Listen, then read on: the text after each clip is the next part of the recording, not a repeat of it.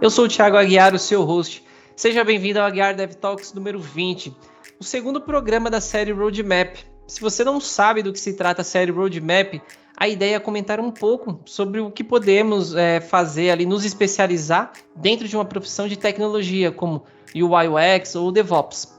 E isso baseado não somente em experiência de mercado, né, aqui dos apresentadores que vos fala, em breve o Peixoto, mas também dos nossos convidados. E não deixa de conferir o programa 16, o primeiro da série, onde a gente falou sobre back-end, com o Ricardo e Roberto, do canal Dev em Dobro, e com o João Souza, do canal de mesmo nome.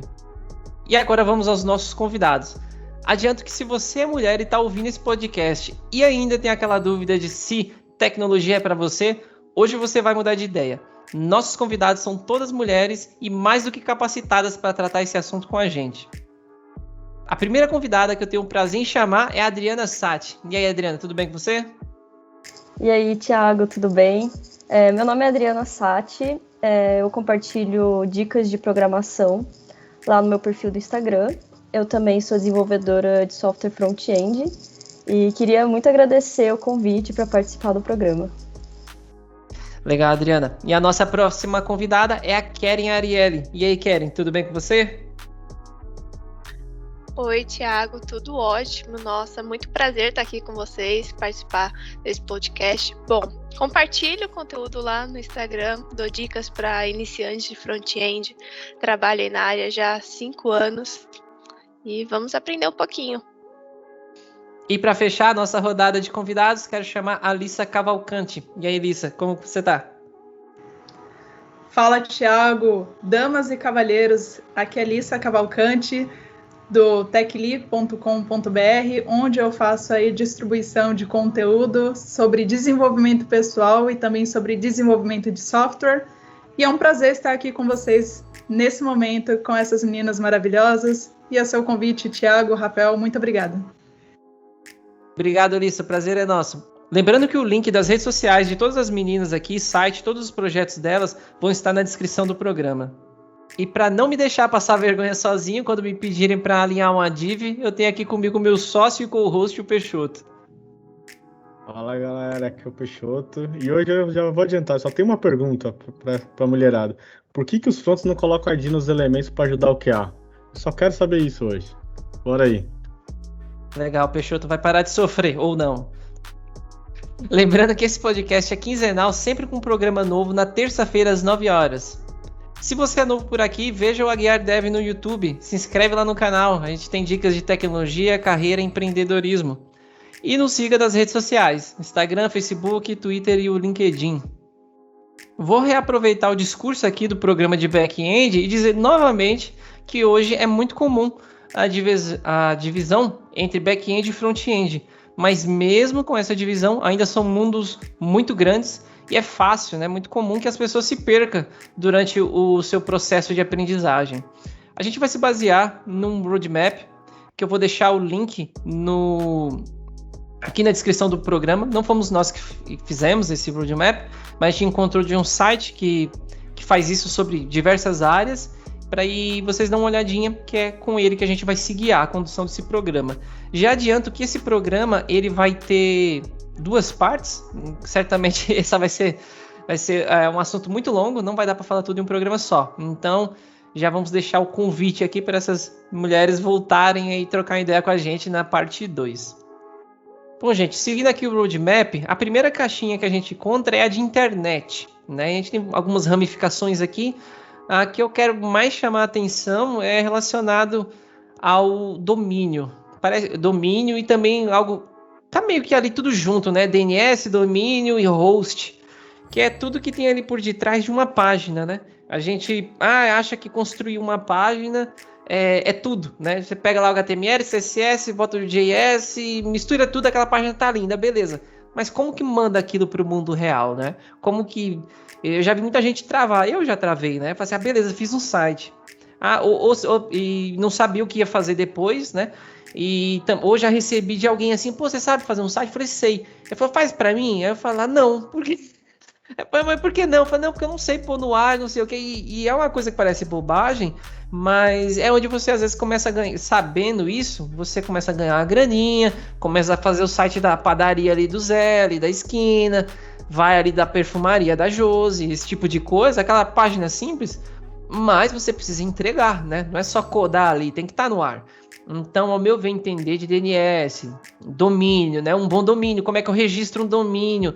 Que nem agora eu tô aí para lançar o meu primeiro site, um compilado aí dos projetos.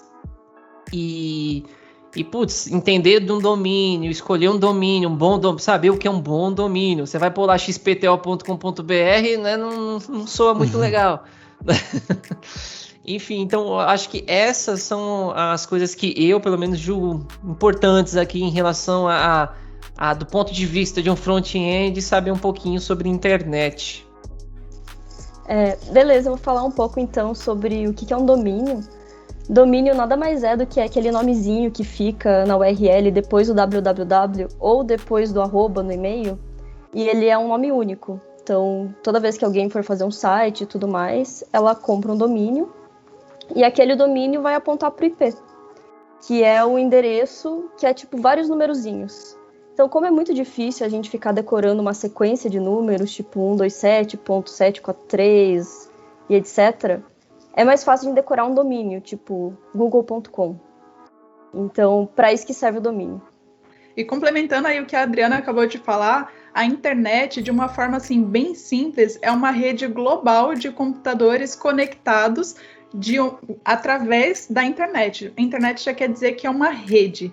Então, assim, quando a gente olha para isso, para gente que é usuário, que está do outro lado da tela, que só às vezes assiste um vídeo no YouTube, que usa uma rede social ou acessa um site para agendar um serviço, é muito simples. Mas quando a gente decide se tornar um desenvolvedor, uma desenvolvedora de software, a gente precisa se aplicar a entender os fundamentos de como as coisas funcionam. Então, a primeira coisa, assim, se você está querendo mudar de carreira ou iniciar sua carreira na área de desenvolvimento, especificamente front, que a gente está falando aqui sobre isso hoje, então é interessante que você se aplique a entender um pouco mais como a internet funciona, como que funciona o sistema DNS, como que funciona a informação que sai da máquina do usuário, que passa pelo modem, que faz a modularização ali pela rede telefônica, que vai para a internet, que bate no servidor lá do outro lado. E como que essa informação também volta quando você, por exemplo, como cliente, como um usuário comum da internet, você clica em um botão e você automaticamente envia uma requisição até seguir esse percurso todo que eu falei para vocês. E o servidor tem que retornar alguma informação específica de lá e toda a informação também retorna nesse mesmo caminho. Então, assim, é muito importante que a gente entenda os fundamentos de como a internet funciona, de como que acontecem essas requisições, qual a diferença entre bits e bytes. A gente tá reunido aqui hoje falando principalmente baseado sobre esse roadmap.sh, que foi construído também por um desenvolvedor, que nós somos muito gratos à comunidade dev, né, por sempre proporcionar aí tanto conteúdo gratuito e bom para a gente. E esse roadmap é só mais um desses, como a gente pode dizer, desses recursos que são oferecidos a gente de forma gratuita. Em pensar que há 20 anos atrás, vários desenvolvedores utilizavam, eles tinham que pagar para obter conteúdos de empresas grandes para sim ter um conhecimento, para saber como resolver bugs e tudo mais. Hoje em dia a gente tem acesso a tudo isso de forma gratuita. E esse roadmap, ele com certeza vai te guiar se você está aí pensando em iniciar na carreira ou sair da sua carreira atual e entrar na carreira como desenvolvedor front-end. Poxa, muito legal. Viva o Google!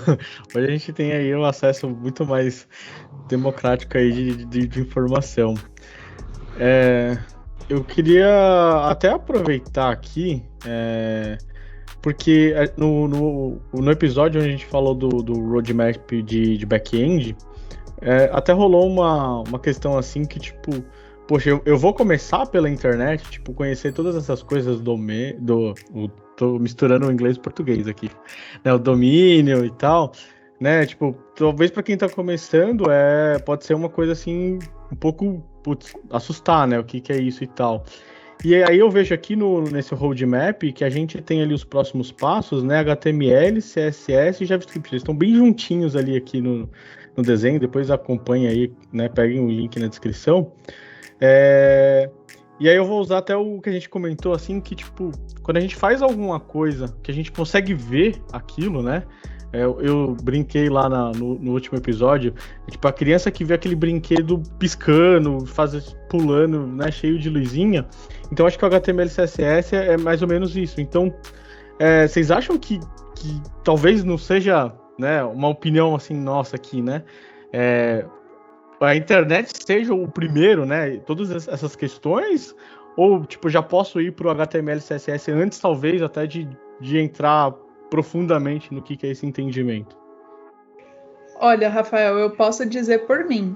Antes de ter acesso, de ter conhecido o roadmap, eu decidi fazer a minha migração de carreira. Então, eu pensei eu já tinha um direcionamento sobre qual área eu queria estruturar minha carreira. Então, era front-end, eu já sabia que precisava ter esse pilar de HTML, CSS e JavaScript. E foi o que eu comecei a estudar. Para mim foi muito bom porque eu comecei assim, a dar os primeiros passos e ter realmente certeza que era aquilo que eu queria.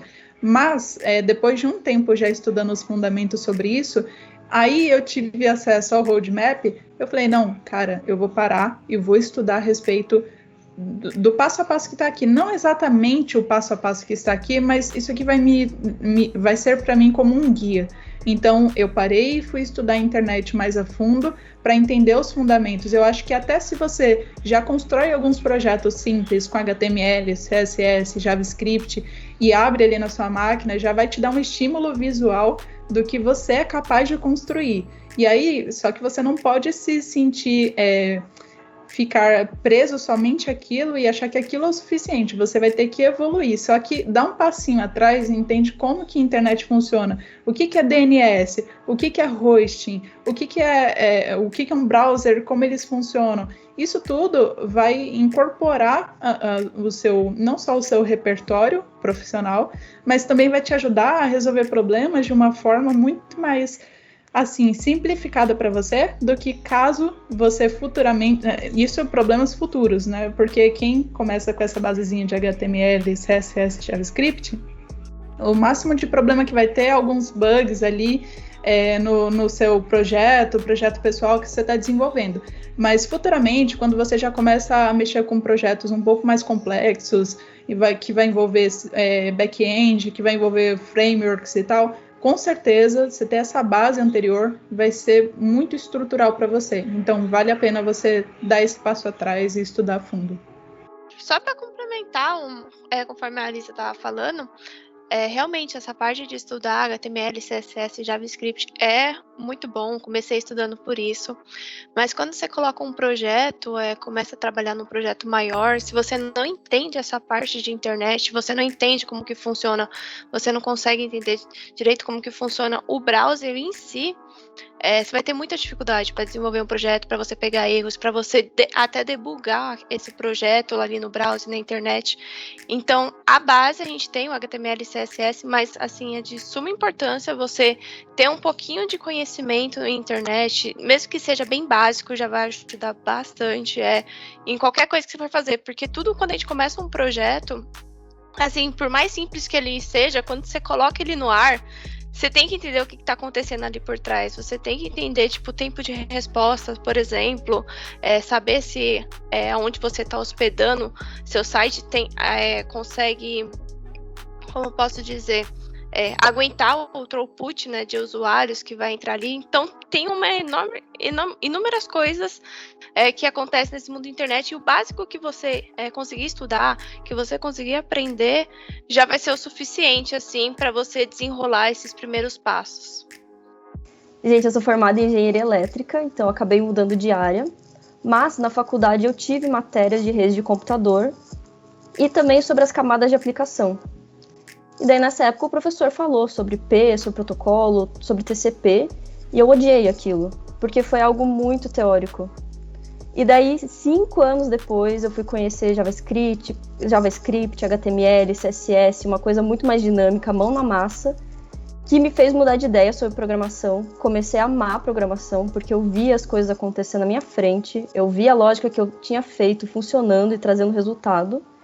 E daí que eu comecei a olhar para todos esses códigos e siglas de uma forma diferente. Porque eu meio que já sabia uma parte do que estava acontecendo, e agora eu queria entender mais profundo. Então, se você já tentou virar programador, já tentou entender como funciona a internet, o que é IP, o que é domínio, e não conseguiu, às vezes você só precisa começar por outro lado. Às vezes começar com algo mais palpável, que você consegue ver resultados aos poucos, e depois ir aprofundando.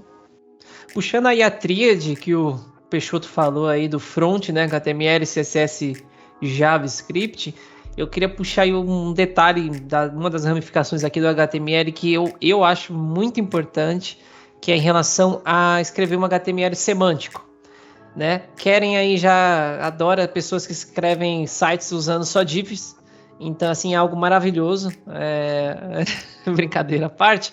Assim, gente, div é um elemento que dá para usar de várias formas, mas não é porque dá que tem que usar, né? Existem inúmeras tags e cada uma tem o seu sentido, né? Se alguém criou outras tags, tem um porquê, entendeu? Então, assim, entendam porque, apesar de eu conseguir colocar um texto dentro de uma div e fazer alguma coisa, entendam porque eu devo usar um P, uma tag P de um parágrafo, algo do tipo, né? Isso já puxando a sardinha para outra caixinha que eu também acho muito importante, que é a acessibilidade.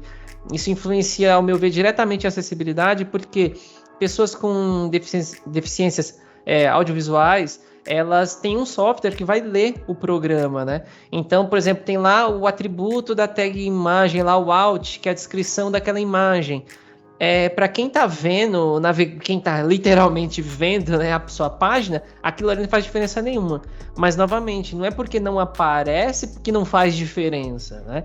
Esses softwares que lê a página, literalmente ele lê a página, fala o que descreve para a pessoa que tem alguma deficiência visual o conteúdo daquela página. E esse atributo ajuda esse software a descrever aquela imagem para aquela pessoa que tem alguma deficiência visual a compreender a tua página, né? Então, assim, se alguém criou, tem um porquê, né? Não sai usando qualquer coisa para qualquer tag para qualquer coisa. E realmente conheçam. Ah, Thiago, mas eu não vou usar tudo. Realmente, não vai usar todas. Mas quanto mais você conhecer, melhor. Às vezes o HTML5 tá aí trazendo já não é mais tão novo assim, mas trouxe uma pancada de tags novas que eu tava olhando um dia aí e não conhecia. Algumas tags mais específicas, que nem tem... Eu achei legal, tem um WBR, se eu não me engano, que ele já considera a quebra de página conforme a largura da sua página automaticamente. Então, assim, tem várias coisinhas práticas que às vezes você tá reinventando a roda e tal coisa já faz aquilo para você. Então, assim, meu conselho em relação a isso aprenda, se aprofunde no seu leque de opções. E é por isso que é tão importante usar o atributo alt na tag image, para o computador conseguir reconhecer o que aquela imagem representa, tanto para acessibilidade como critério de buscas para o ranqueamento do Google. Isso que a Adriana falou é muito interessante, né? Quando a gente está falando de desenvolvimento front-end, a gente está falando sobre aplicações que vão ser utilizadas na web, então especificamente em formato de site. É muito importante que o site que você vai desenvolver seja assim, tenham atributos que ajudem eles a ter, além de ter acessibilidade, como o próprio Thiago, a Adriana falou agora há pouco, que ele também consiga se ranquear de forma otimizada. Existe como eu posso dizer, não é um protocolo, existe um estudo, né, se eu posso dizer assim, chamado SEO, que é Search Engine Optimization. Como que são práticas que você pode aderir nos seus projetos, projetos pessoais, projetos freelancers, projetos, enfim, do seu trabalho, que você, usando essa técnica, essas técnicas, né, porque é um conjunto de técnicas, você pode fazer com que o seu site fique mais propício a ser buscado ser ranqueado entre as primeiras opções ali quando alguém faz uma pesquisa no Google. A gente fala muito do Google porque o Google é o nosso mecanismo de pesquisa hoje, mas se você utiliza outro, você deve ser 1% da população, deve pesquisar ali talvez num Bing, no Yahoo da vida. também ajuda que você consiga ranquear o seu site de uma maneira mais otimizada. E interessante, viu, Thiago, esse negócio que você falou sobre o HTML. Ele realmente tem tags novas. Eu estava estudando sobre isso um dia desses. Inclusive, eu até preparei já um arquivo que eu vou disponibilizar para os seguidores lá do TechLee. Eu estou falando em primeira mão aqui no podcast de vocês. Eu nem falei nada com ninguém, nem postei stories, nem prévia, nem nada. Mas eu vou disponibilizar lá um resumo das principais tags de HTML e atualizando qual é a diferença do HTML anterior e o HTML5. Então, provavelmente, ouvintes aí do nosso podcast, você pode, quando você acessar esse podcast, ele já vai estar no ar. Então, é só acessar depois o @ do TechLee, que o Thiago vai deixar aqui na descrição, e aí você consegue lá baixar totalmente gratuito esse arquivo aí disponibilizado em HTML para você conseguir estudar e também se aplicar e entender um pouco mais sobre talvez tags que você nem conhecia.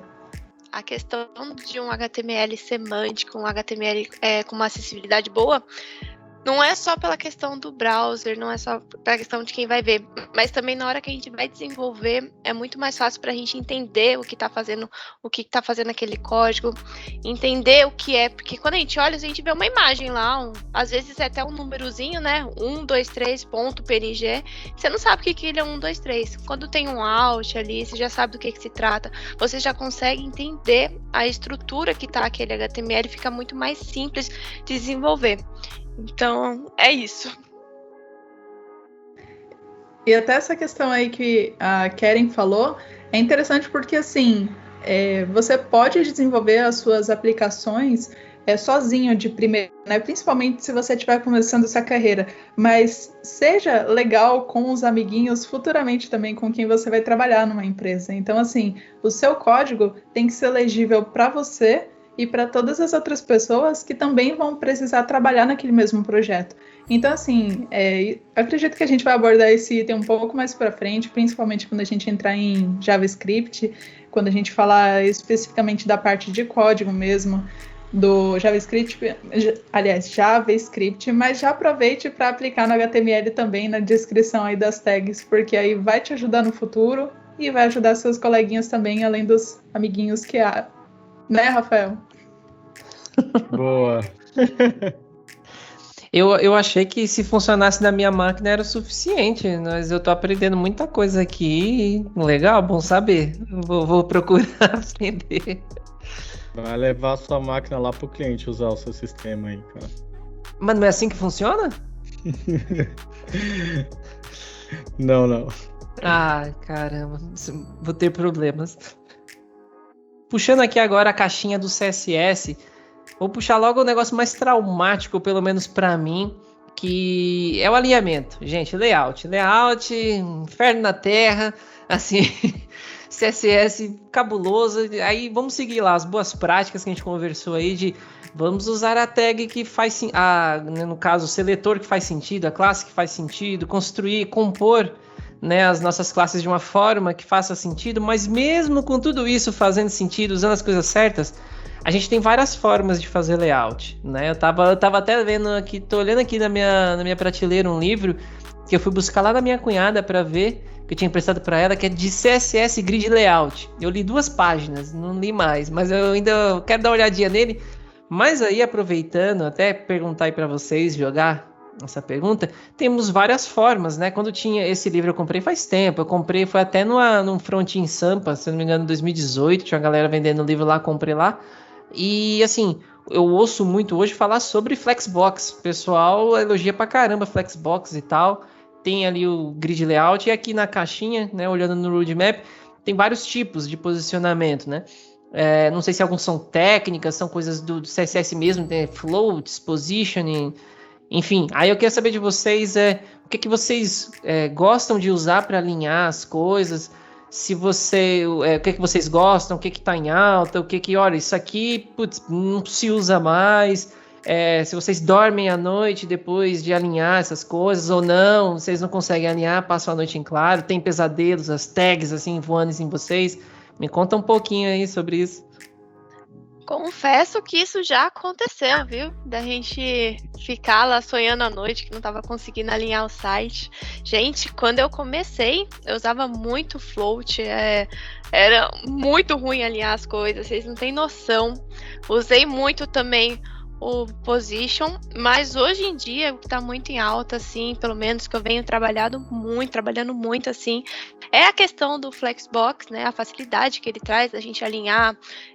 Antigamente, quando a gente tinha algum container, a gente ficava usando o Float, colocava position left menos não sei das quantas, e right, era muito complexo. Hoje com o Flexbox, ele facilitou demais a nossa vida. Você dá lá os comandinhos, né, que precisam, não vou entrar assim em cada um, porque senão vou ter que ficar explicando cada um, e vai que eu esqueço de algum, né? Mas ele não passe de mágica, assim, 3 linhas de código já tá alinhado lá, todo o conteúdo. Veio para facilitar muito a nossa vida. E, assim, hoje em dia, para todo mundo que me pergunta, eu falo assim, olha, se você quer estudar CSS, você tem que estudar Flexbox, porque usa em tudo que é lugar. O Bootstrap é uma das coisas que usam muito Flexbox, né? Vocês podem estar sempre olhando, se eu inspecionar o código lá, tem Flexbox. Então, é o requisito, assim, pode dizer assim, principal do CSS. Depois de você aprender o CSS, como funciona, né? É vocês entender como que funciona o Flexbox. E tem uma inúmeras facilidades aí na internet para aprender. Tem joguinho, tem de tudo que vocês encontrar. É muito mais fácil do que na época que eu aprendi. Na época que eu aprendi, você lia a documentação lá e, filho, ia tentando. Eu já ouvi aí muita gente falando assim que existem 2 tipos de desenvolvedores web. 1 é o que sabe CSS e 2, o que não sabe CSS. Mas brincadeiras à parte, na verdade é que eles brincam dessa forma, mas o que quer dizer às vezes? Tem desenvolvedores front-end que priorizam ali a parte mais visual, então ele acaba estudando mais a parte visual e sendo, claro, tendo mais aptidão para localizar aí, utilizar um Flexbox. Para quem não sabe o que é Flexbox, é uma forma como a gente usa para alinhar qualquer tipo de item dentro do range que você tem de tela ali. Então, assim, as pessoas que estudam mais CSS, que têm mais aptidão para isso, acabam se tornando até melhor em CSS. E, por outro lado, não é que o desenvolvedor web que não sabe CSS ele seja pior, é que normalmente ele vai para o lado mais, digamos assim, do código do JavaScript, que é o meu caso. Eu me preocupo mais com o código do JavaScript do que com a parte visual, embora eu seja uma pessoa de perfil muito visual. Mas o ideal mesmo, agora, como a Karen falou, né, e eu indico sempre para o pessoal muitos recursos, lugares onde você pode aprender. Eu tenho estudado muito sobre CSS, sobre posicionamento, sobre Flexbox, e entendi a importância sobre isso. Então, assim, é importante você sempre manter os seus estudos e condensar de uma forma que você consiga distribuir a sua energia, principalmente se você está começando, entre esses 3 pilares. HTML vai ser mais básico, e fazendo aqui uma breve alusão, né, como a gente sempre fala, o que é HTML, CSS e JavaScript?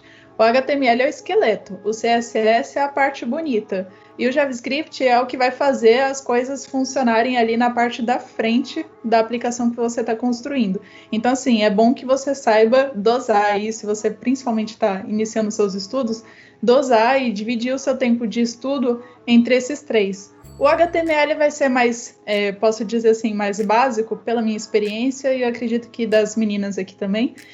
O CSS e o JavaScript vai ficar aí pesando de acordo com o seu perfil, se você é mais do tipo de se preocupar com a parte mais visual ou de como as coisas funcionam. Então aí vale você testar.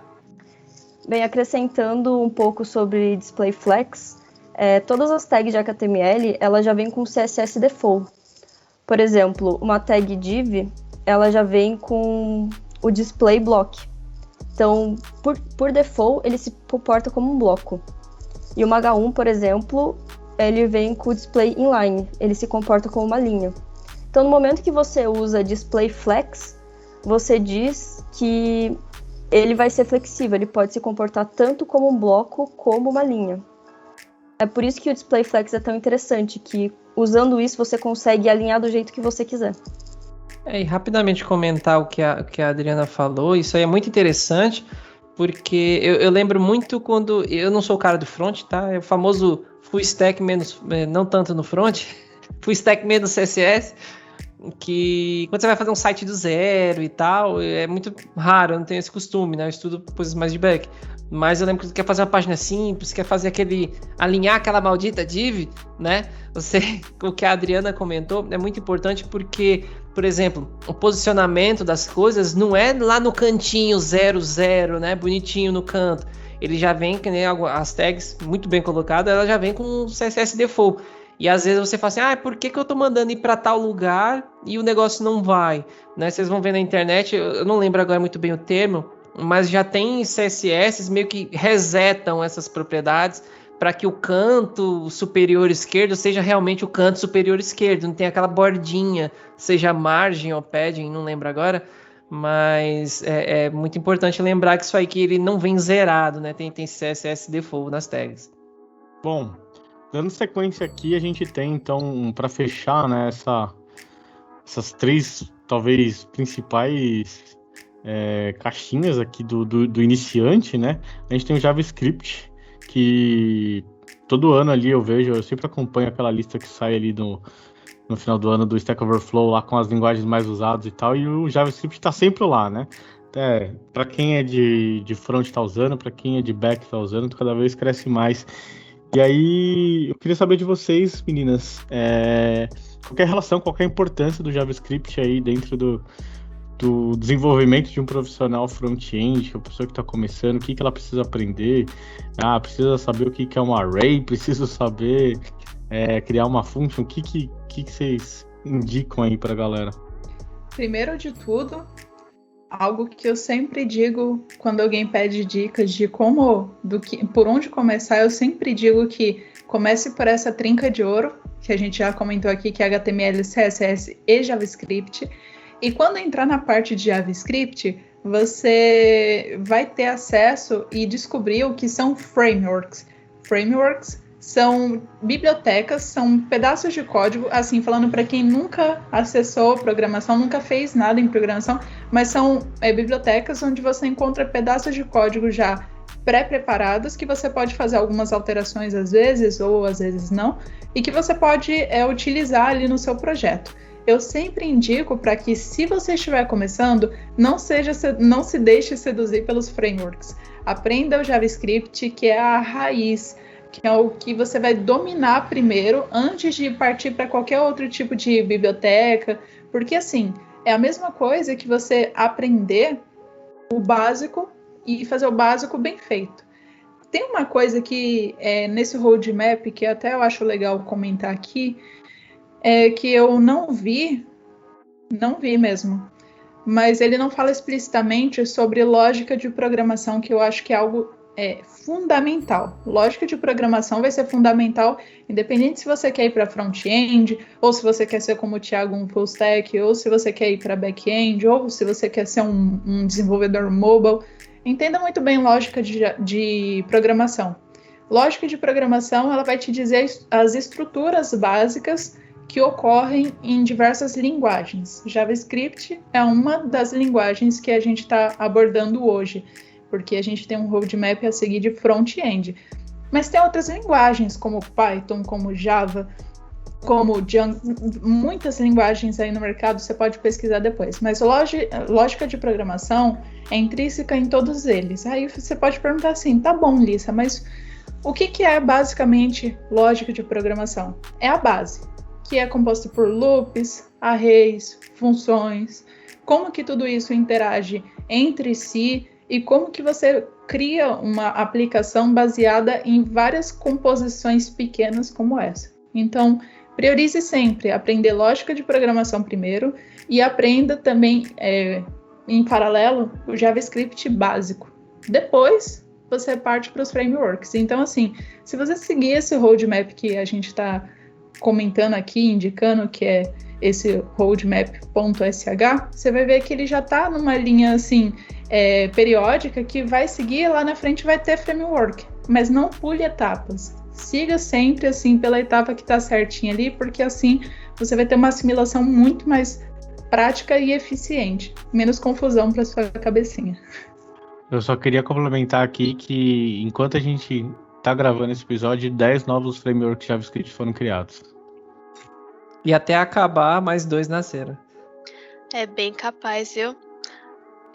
Complementando um pouco, assim, depois de você aprender, assim, aprender o básico ali de lógica de programação, aprender um pouco lá como que funciona o JavaScript, ele é totalmente essencial, né? Se você quiser trabalhar com HTML, CSS, que não seja um site estático, que não tenha nenhum comportamento, que é onde que você vai manipular o DOM, né? Que você vai começar a manipular a sua página. Então, você precisa ter essa base, né? Precisa entender sobre variáveis, precisa entender sobre loop, precisa entender um array.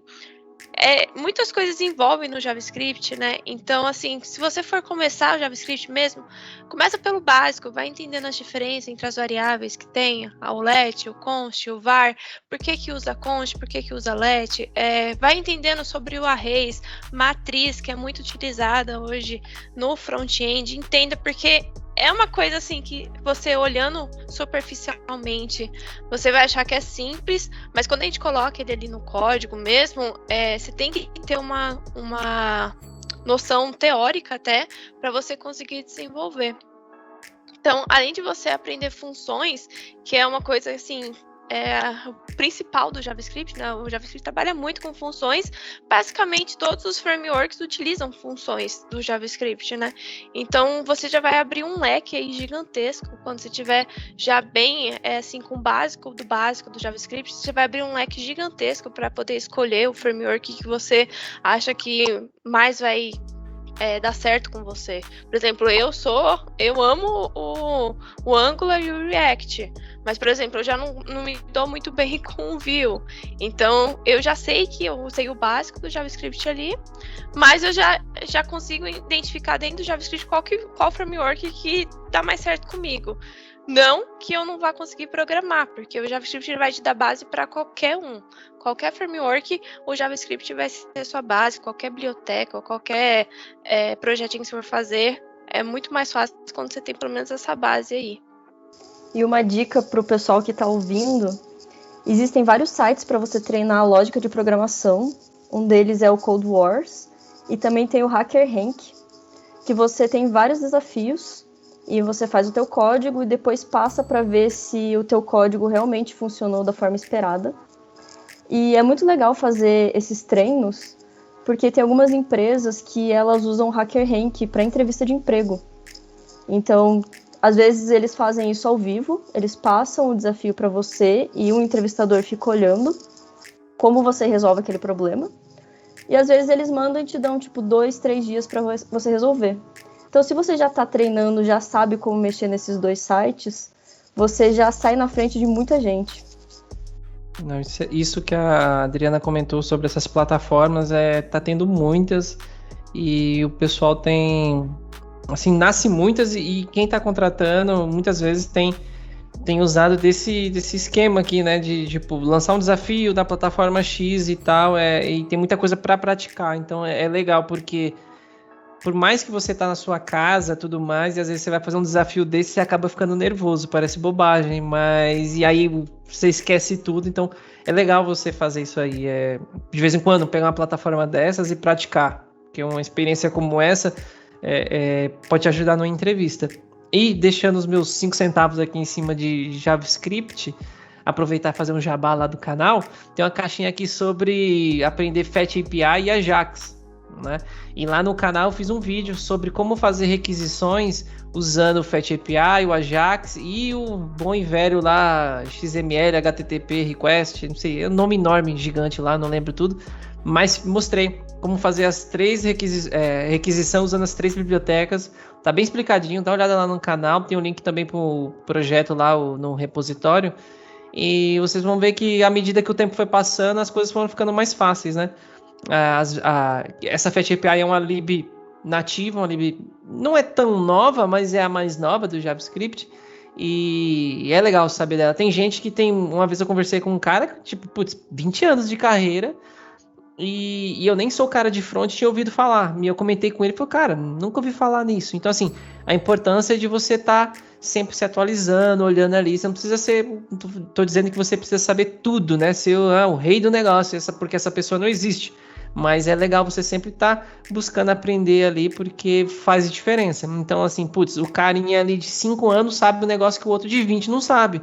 Esse dinamismo da nossa área que faz com que force com que as pessoas não fiquem na zona de conforto, porque quem sentar ali e ficar confortável na sua cadeirinha, infelizmente acaba ficando para trás. E com base no que a gente já falou aqui até agora, se você está escutando esse podcast, HTML, CSS e JavaScript já vai te garantir aí uma boa base para você começar a construir os seus próprios projetos. Então, assim, quando eu comecei na área, muita gente falava assim, faz seus projetos. E eu falava, caramba, eu quero fazer projeto, mas por onde eu começo? E assim, a dica que eu posso dar para você é, comece por projetos pequenos. Sabia que com HTML, CSS e JavaScript você pode criar projetos como, por exemplo, uma galeria de fotos, ou então uma calculadora de índice de massa corporal, ou até uma calculadora mesmo simples, daquelas de fazer as 4 operações aritméticas. Você pode criar também, por exemplo, uma to-do-list, que é aquela lista que a gente faz de afazeres do nosso dia, e você pode deixar salvo ali no seu computador. Inclusive, você pode utilizar, se você quiser, você pode colocar também para a internet, para o pessoal usar, mas você pode utilizar ali na sua máquina. Você sabia que dá para fazer tudo isso? Então, se você começa por essa base desses 3, você pode fazer tudo isso. Mas, como eu disse, não se atente a ficar só aí nesses 3. Você vai precisar estudar se você quiser evoluir como desenvolvedor front-end. Mas, eu te digo, um bom programador é aquele que vai sempre estudar e vai se desenvolver mais rápido se colocar a mão no código, se desenvolver, se colocar em prática aquilo que está aprendendo. Então, assim, comece a construir os seus próprios projetos. Esses que eu te dei, esses que eu mencionei aqui, são apenas alguns exemplos, mas você pode encontrar vários aí pela internet. Tanto assim os códigos de tutoriais no YouTube, você pode pesquisar assim, por exemplo, calculadora, JavaScript, tutorial. Você vai encontrar um monte. Inclusive, você vai encontrar a minha lá no meio, porque eu fiz um tutorial de como fazer uma calculadora bem estilizadinha, preta. Até investi no CSS, viu, Thiago? Falei que eu não gostava muito, mas investi no CSS ali para ficar bonitinho e atraente. Você pode fazer vários projetos como esse. E é a prática que vai te dar aí força para continuar e que também vai te mostrar que você realmente consegue construir coisas que são relevantes, não só para você, mas para outras pessoas também. Então, invista em praticar. Poxa, nem foi combinado aqui, mas eu vou pegar um super gancho que a Alissa deu, assim, sobre fazer aí praticar e tal. E eu acho que já é o nosso próximo tema aqui, que a gente vai falar de controle de versionamento, que beleza, pratiquei. E agora? Como que eu mostro pro mundo que eu fiz, né? Poxa, aprendi um monte de coisa de HTML, CSS, JavaScript, já tô montando minhas páginas, eu quero mostrar isso pro mundo, né? Então a gente tem hoje aí uma ferramenta aqui que é bastante usada, que é o nosso próximo tema aqui, que não é só o Git, né? Apesar dele ser o principal hoje do mercado, né? E qual que é a importância, então, aí sobre você poder colocar seus projetos no Git, no GitHub ou GitLab, ou, enfim, qual o projeto aí que você queira usar, né? E começar também a mostrar o que você está fazendo, vendo acontecendo, compartilhando com a comunidade, né? O que vocês podem me dizer sobre isso? Eu, sinceramente, Rafael, já ia engatando um assunto aqui no outro, mas eu parei para não atropelar o assunto e talvez se alguém quisesse falar mais sobre JavaScript. Mas aqui falando assim, o assunto que eu queria falar é, se você já está construindo esses projetos que a gente mencionou aí anterior, então aproveite também para não deixar só na sua máquina. Mostre para o mundo o que você está construindo. Como que você mostra? Com sistemas de controle de versão. O Git é um sistema de controle de versão e tem as plataformas que são mais amigáveis, que ficam na internet e que vão possibilitar para que você mostre esses projetos, esses códigos que você construiu para outras pessoas, que podem ser desde outros desenvolvedores, para os seus familiares, o que eu acho difícil, porque normalmente só da gente falar que a gente faz desenvolvimento de software, as pessoas não entendem, então se você mostrar um código menos ainda, mas se alguém na sua família conhecer, ótimo, você já pode mostrar para eles. E o mais importante de tudo, você também pode contribuir com a comunidade dev e também distribuir o seu código para que futuros recrutadores e empresas, se é que é o seu objetivo de aprender um pouco mais e também de mostrar que você está disposto ali a ser contratado, a ser recrutado, é fundamental que você tenha ali um repositório.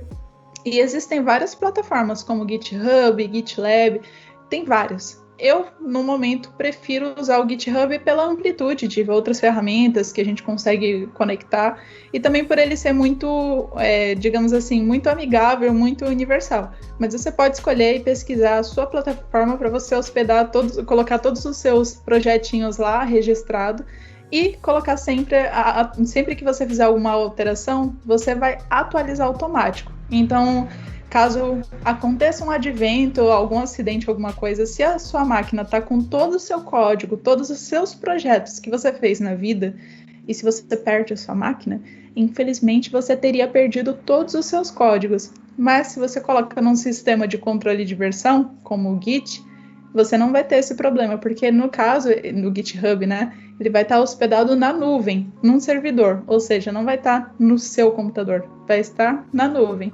Se você perdeu a sua máquina, é só você fazer o download de todos aqueles projetos que você quiser, de todos ou de algum, para sua máquina, que aí você consegue trabalhar nele de novo tranquilamente.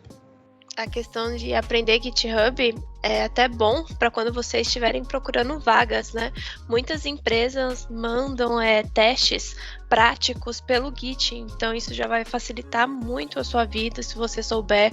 Você não vai perder tanto tempo ali aprendendo a configurar o Git, a subir as coisas no Git, já vai ser um passo a mais. E, inclusive, a minha empresa que eu trabalho manda coisa no GitHub para fazer teste prático lá, então já é um plus aí para vocês estudarem.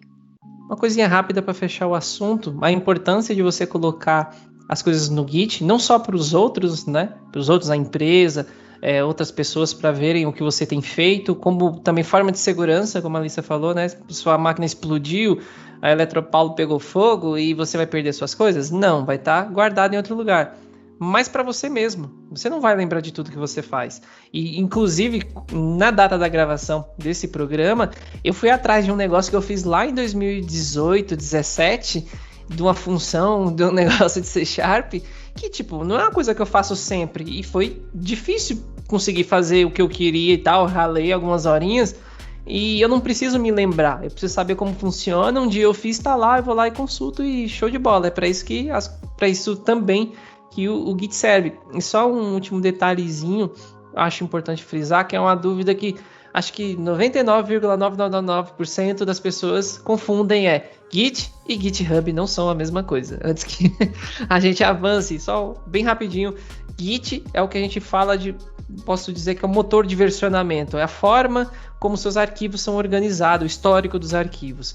E GitHub é uma plataforma em nuvem na internet lá, que usa o Git para organizar os seus arquivos e te proporciona toda uma plataforma para trabalho em equipe, enfim, que o fluxo de trabalho você sozinho é uma coisa. Certas coisas do Git, do GitHub lá em si, é até meio inútil, entre aspas, quando você está só, porque você não precisa. Mas quando você está numa equipe, não existe equipe sem alguns fluxos lá que depois você entra lá no canal e dá uma olhadinha, que eu também fiz um vídeo sobre por que usar Git para versionar, e lá a gente te explica com mais detalhe. E aproveitando aqui para complementar também, tem um outro fator de motivos pelos quais você deve sim investir em aprender a usar o Git. Por exemplo, como eu falei do GitHub, você também não só pode trabalhar num projeto sozinho, mas você também pode trabalhar colaborando em projetos com outras pessoas, tanto colaborando no projeto das outras pessoas, como convidando outras pessoas para colaborarem no seu projeto também. Então, assim, não vai ter o problema de por exemplo, digamos que eu, a Keren e a Adriana estamos trabalhando no mesmo projeto.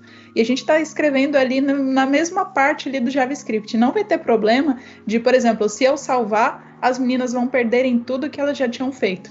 Não, esse sistema de controle de versão vai administrar tudo isso.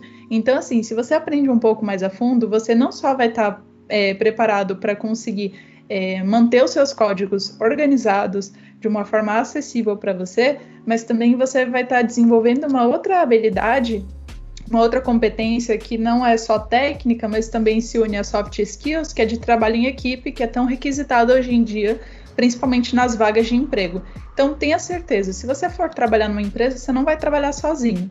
E na maioria das vezes, né? 99% das vezes você não vai trabalhar sozinho.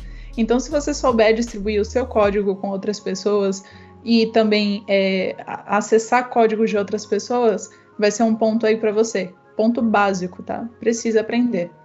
Puxar o próximo item aqui da nossa lista, uma caixinha meio... chama assim underground, que eu não vejo muita gente falando, mas que com certeza é importante, que é sobre segurança, conhecimento de segurança na web, né? Estou vendo aqui as caixinhas sobre HTTPS, CORS, enfim, algumas coisinhas aqui que nem lembro agora a sigla, o que se trata e tal.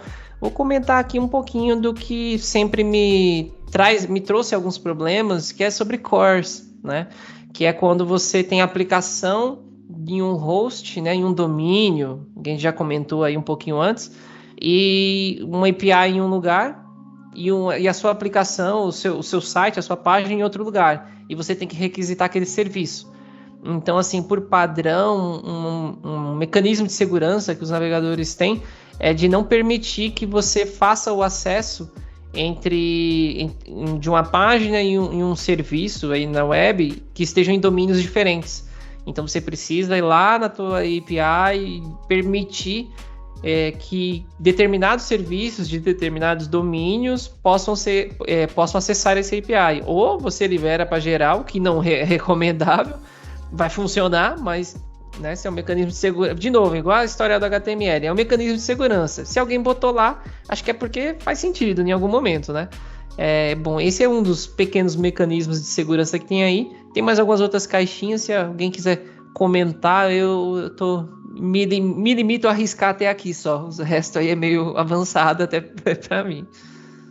Eu vou falar um pouco sobre HTTPS, que é um protocolo da camada de aplicação, e é com ele que faz a comunicação entre o website e o servidor. E a gente também tem esse HTTPS, que é a mesma coisa, só que ele manda os dados criptografados de um lado para o outro.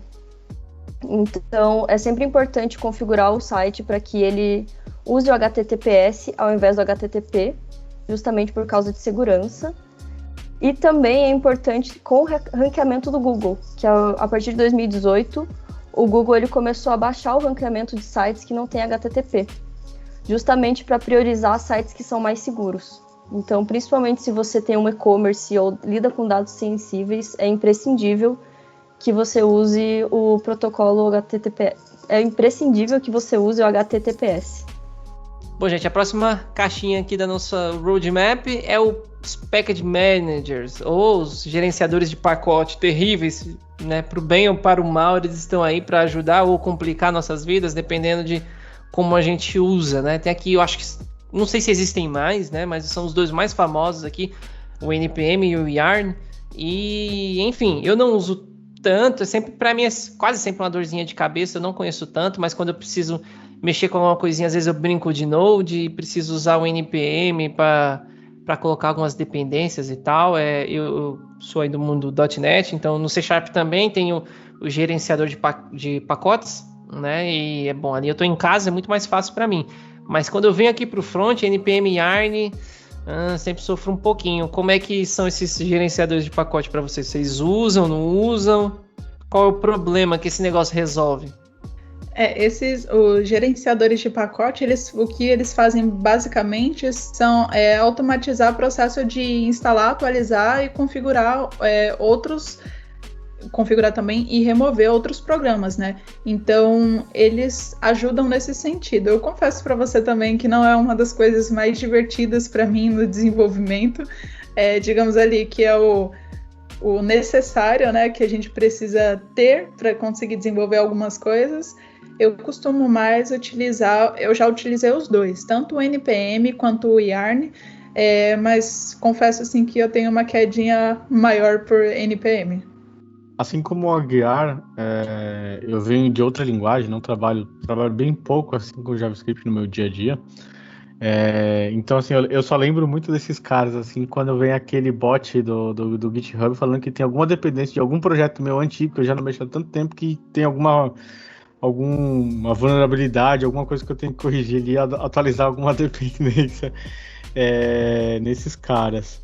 Mas é uma outra coisa que, assim, que eu me lembro também, cara, é baixar pacote NPM, criar aquele node modules na máquina que é gigante, que vem um monte de arquivo e fica lá.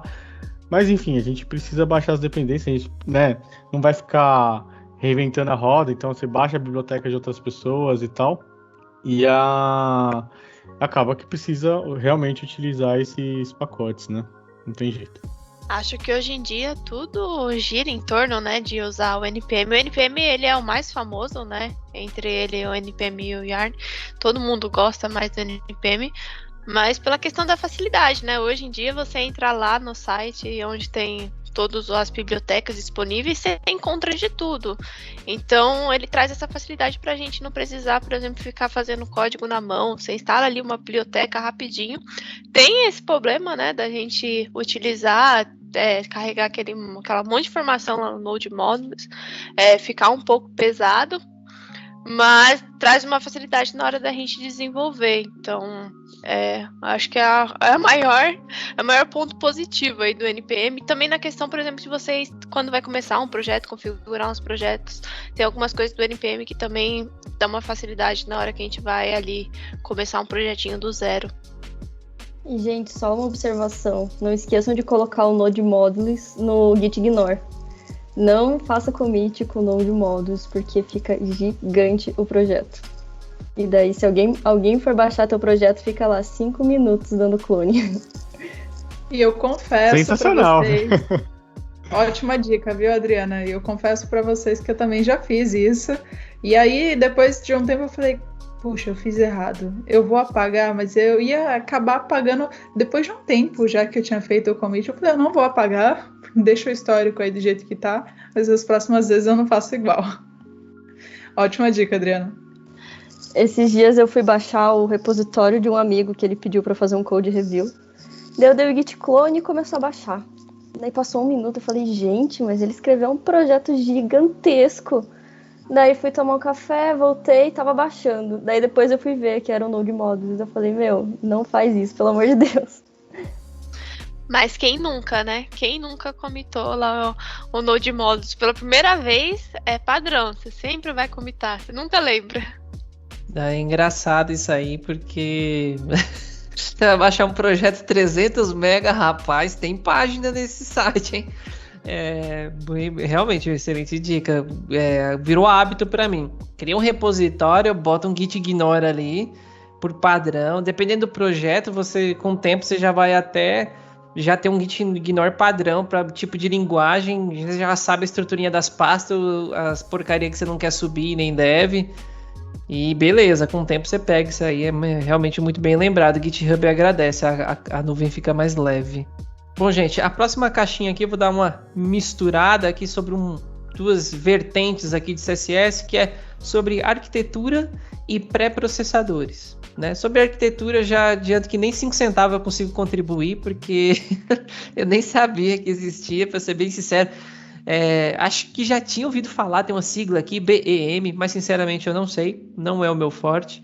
E sobre pré-processadores, eu já tinha ouvido falar muito do LESS e do SAS. Eu sei que SAS é mais novo do que LESS, até aqui no roadmap estava comentando em off com o pessoal que essas caixinhas cinzas que vocês vão ver no roadmap, meio que são, do ponto de vista de quem fez esse roadmap, é o que ele não indica você estudar. Fala assim, olha, talvez por tendência de mercado, uso de mercado, Não perde tempo, que nem no caso aqui o LESS está em cinza nos pré-processadores e o SAS está em amarelinho como recomendado. Não sei se ele fez uma avaliação de mercado ou não, mas é assim como está indicado. Lá no topo do roadmap tem uma legendinha para vocês entenderem melhor cada caixinha dessas, né? Mas também não consigo dar muito mais que 5 centavos desses pré-processadores. Eu sei basicamente que eles tecnicamente fazem com que vocês façam mais com menos, né? O CSS. Porém, eu sei também que uma vez que você usa ele, meio que você nunca mais consegue não usar, assim, num projeto. Vamos tirar o SAS e fazer o CSS. Meio que não rola. Então, me contem um pouquinho da experiência de vocês relacionada à arquitetura e de CSS. Vocês já usaram? Achei aqui até bem interessante o assunto. Não conhecia muito, não ouvi falar muito a respeito. E de pré-processadores. Bom, de pré-processadores é muito utilizado o SAS, né? Ele tem algumas vantagens, né? Que diferente do CSS, a gente consegue criar ali dentro do pré-processador. Consegue criar função, consegue criar variáveis, a gente consegue criar os famosos mixins, né? Que tem hoje. E traz essa facilidade, como o Thiago falou, né? Quando você usa uma vez o SAS, é muito difícil você voltar para o CSS tradicionalzão. Ele dá para você escrever códigos numa cadeia de blocos. Tem muitas facilidades. E na questão de arquitetura aí, o BEM, né, que é chamado, ele é baseado na questão de bloco, elemento, e agora eu esqueci o outro, bloco, elemento e acho que modifier, é isso, é quando trata da ação da classe ou do objeto ali que você está trabalhando, né? Por exemplo, se eu estou trabalhando com uma div, ela é um bloco, dentro dessa div ele tem um elemento, e dentro desse elemento, esse elemento vai fazer alguma coisa, né? Que seria um modifier. E é uma estrutura que você vai escrevendo, tem toda uma estruturazinha ali de como que você escreve, usa underline para falar quando é um modifier. E tem cada lugar usa de um jeito, mas seria mais ou menos isso a ideia do BEM, né? Não sou muito familiarizada com o BEM, uso bem pouco essa estrutura.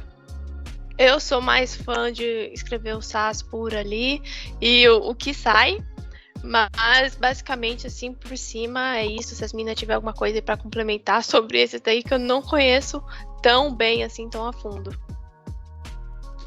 Eu já ia aproveitar e fazer um trocadilho, Keren, porque você falou assim, eu já ouvi falar do BEM, eu conheço bem pouco. Tamo junto, eu conheço bem pouco também. E é importante a gente falar sobre isso, né? Porque apesar da gente estar do lado aqui desse podcast, falando com vocês sobre alguns caminhos que a gente já percorreu, a gente não sabe de tudo, a gente não percorreu tudo, nós somos eternos aprendizes. Uma coisa que a gente tem em mente quando a gente entra na área do desenvolvimento é que a gente vai ter que ser lifelong learner, ou seja, aprender a vida inteira. Com as tecnologias mudando, evoluindo, a gente tem que sempre se atualizar. E no nosso caso não é diferente. No meu caso especificamente, eu posso dizer para vocês que eu conheço também do bem pouco. Mas vou estudar, né? Não estou satisfeita com isso. Eu reconheço o meu estado atual, mas eu vou estudar e em breve, quem sabe, a gente não volte aqui no podcast falando exatamente mais sobre bem, falando bem do bem. Os trocadilhos estão maravilhosos. Para quem não trabalha na área de TI, o trocadilho é quesito. Não pode não estar escrito na vaga, mas se o recrutador não perceber, porque ela tá falando ali que tem que aprender do bem, eu já tô me segurando para não falar assim, só não pode aprender do mal. E ficou registrado agora, saiu, não tem jeito, mas a gente manda os trocadilhos aí. Mas segue aí, gente. É engraçado porque parece que nós três temos um perfil bem parecido. No meu projeto e os projetos que eu passei, normalmente tinha uma pessoa que era muito especializada em CSS e curtia usar o BEM, mas a maioria dos devs fronts não gostavam muito de CSS, então ficava aquele CSS meio que, vamos adicionar mais uma classe. Só que o problema disso é que depois você vai mudar uma classe que está sendo utilizada em vários lugares e causa um efeito colateral gigantesco e acaba que a gente não sabe muito o que fazer, vai ter que fazer uma super refatoração. É até uma coisa para mim, porque eu tenho que estudar mais de BEM, que normalmente a gente não usa, mas também um aviso para todo mundo que é front-end, que é importante também estudar arquitetura de CSS, que a gente às vezes acaba deixando meio de lado, falando, não, CSS não é tão importante. Mas CSS, sinceramente, depois que passa um tempo, para mim, pelo menos, é a coisa mais difícil. Bom, gente, o papo aqui tá legal pra caramba. Essa série de roadmap aqui eu tenho aprendido demais. Confesso até que eu tenho aprendido muito mais nesse aqui de front, porque tem muita coisa aqui que eu não conhecia e é muito legal poder aproveitar a experiência de vocês, meninas que estão aqui hoje com a gente. E, infelizmente, assim, a gente precisa encerrar aqui. A gente vai fazer ainda uma continuação, talvez mais 2 programas, quem sabe. Tem bastante tópico ainda pra gente comentar, tá? Mas eu queria agradecer aqui a disponibilidade das 3 de poderem estar aqui com a gente, gravando até tarde, se disponibilizando, né, a passar um pouco do conhecimento que vocês têm. Então, muito obrigado, meninas, foi realmente um prazer, aprendi bastante. E aí, Adriana, se você quiser aí falar dos seus projetos, deixar alguma dica aí para a galera que está começando, que está ouvindo a gente, como, né, começar aí nesse mundo de front-end, o espaço é todo seu. Galera, a primeira dica que eu dou é tentem novamente. Eu tive que insistir muito na programação para dar certo. Meu primeiro contato foi em 2011, eu odiei, tinha certeza que nunca ia seguir nessa área. Daí meu segundo contato foi em 2019 e eu me apaixonei. Então, às vezes a gente acha que aquilo não é pra gente, porque talvez a gente começa de um degrau muito alto. É bom dar uns passinhos para trás e começar aos poucos. E eu queria muito agradecer o convite do Thiago e do Rafael por participar daqui. Também fico muito feliz em ver que tem mais mulheres falando de programação com muito domínio. Obrigada, Keren e Lissa, por todos os ensinamentos dados. E um salve para os tímidos de plantão, que essa é a primeira vez que eu falo no podcast. Está sendo um desafio bem grande para mim.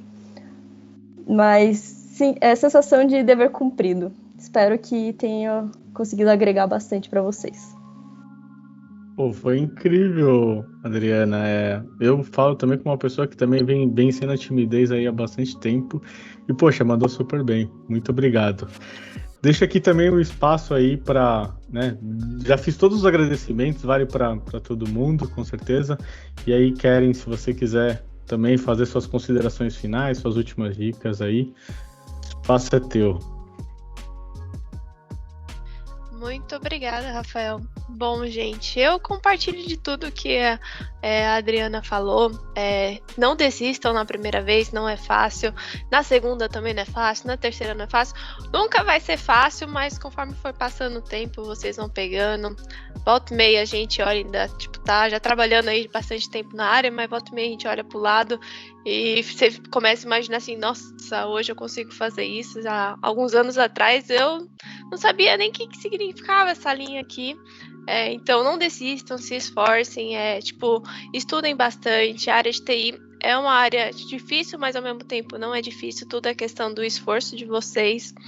Bom, e eu, mais do que nunca, compartilho muito o que a Adriana falou. Eu sou super tímida, eu comecei a questão do Instagram justamente para soltar um pouco dessa timidez, então ainda estou aprendendo um pouco. O primeiro podcast também que eu trabalho, fiquei super feliz que o Thiago me convidou para participar aqui.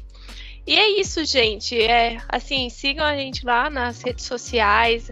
O maior prazer é tirar dúvida de vocês, é conseguir ajudar também. É um propósito de vida minha aí, que eu coloquei como uma meta, né, para esse ano, conseguir ajudar mais essa galerinha que tá entrando aí no mundo de front-end, que a gente já passou, a gente já sabe um pouco como que é. E muito obrigada de novo, meninos, pela participação aí, por chamar eu. E precisando mais, a gente aparece aqui novamente. Boa! Eu tô achando aqui que o pessoal tá falando de timidez aqui, mas, poxa, tá todo mundo aí falando super bem, tudo se dando bem aí pra quem tá ouvindo, não sabe, né? Mas a gente tá gravando aqui, todo mundo aqui com câmera aberta, e sim, tá andando, tá todo mundo falando super bem. Acho que a galera aí tá inventando esse negócio de timidez aí, todo mundo tá super bem aí, né?